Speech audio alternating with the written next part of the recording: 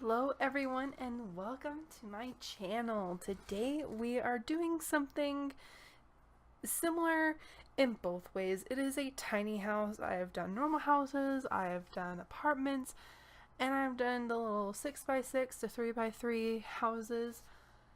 And this was, a similar challenge but different all at the same time, and not really a challenge because I love tiny houses. It is kind of not really a dream, but it's like something that I really want to do, is to spend some time in a tiny house, without the worry of, big houses and having to pay, all the money that goes into a big house and, those kind of things. And with a tiny house, you can move it and you can change your scenery whenever you feel like it. It's really nice.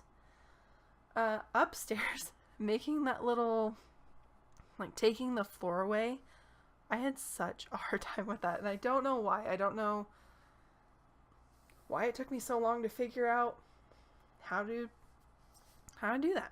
It just didn't really work.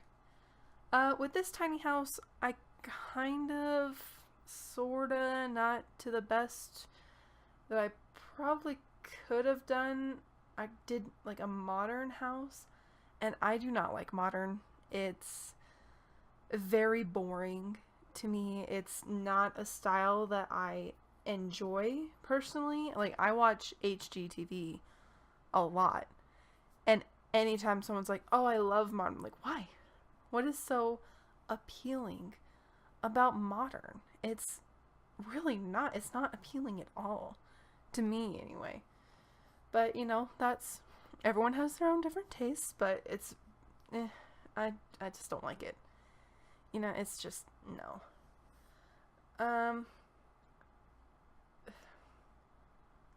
Things with this tiny house, I added a lot of windows. In a tiny house, windows are very important because you just don't have a lot of space. So if you have windows, it makes it feel bigger, because you can see so much further out than your own boundaries.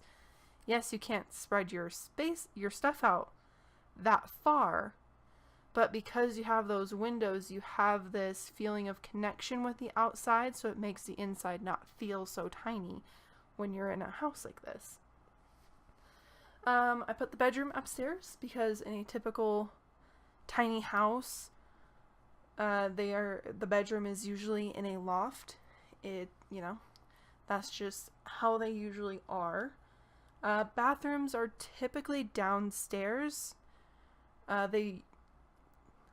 Houses wouldn't be, tiny houses wouldn't be as tall in the top, which is something you can't really simulate with Sims unless you made, the downstairs walls, really, really tall, and then had the upstairs really tiny. The tiniest setting. That could possibly work. Something else that's not typically on a tiny house is a porch. You really don't have porches on a tiny house unless they're kind of built into it, or you just have stuff to put outside. I did see one. It was really cool. It had a porch, and it folded up to complete the siding of the house to make it legal to drive down the road, because it had so many windows on the sides. One side was a garage door, which was full of windows, so you could open that up, and it was, you could create a cross breeze. And then the side with the porch, it folded down to reveal, I think it was another set of doors. It might have been French doors. It's been a while since I've seen it. But it was just a set of doors and windows, and it was huge, and you could set that down and have your doors open, and then you create a cross breeze and open up the space. And then when you need to move it, you could put the deck up, and it was legal to drive down the road, because I don't know laws of roads in places, too many windows is not safe because, you know, going down the road you can get hit by a rock, you know, that kind of thing. So always want to make sure it's legal. I did have a lot of the furniture white. Typically what I've seen from modern is everything is like white and black and gray. And I don't really see a lot of things that are colorful that are modern.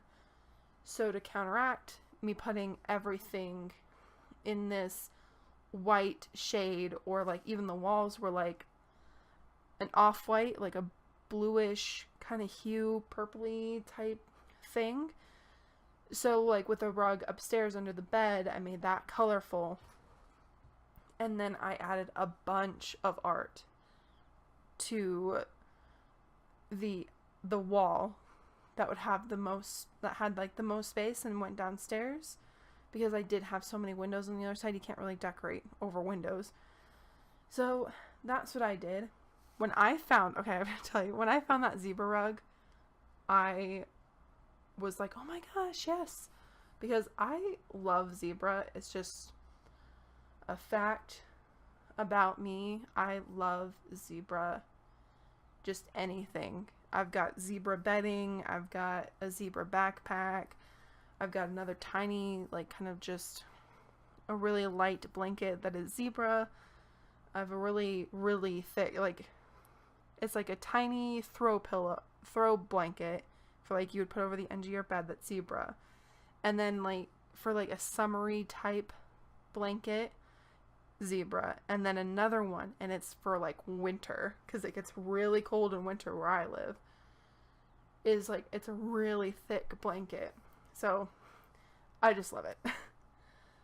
And I put the details on the roof, those little 3-pronged things, whatever they were. It made me upset that I couldn't like fix the one to sit on the edge like the other one did. But, you know, what can you do about that?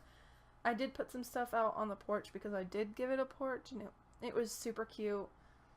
Obviously you can remove the plants from them, you know, to actually grow things, but I just kind of decorated them so they weren't just sitting there being plain and boring.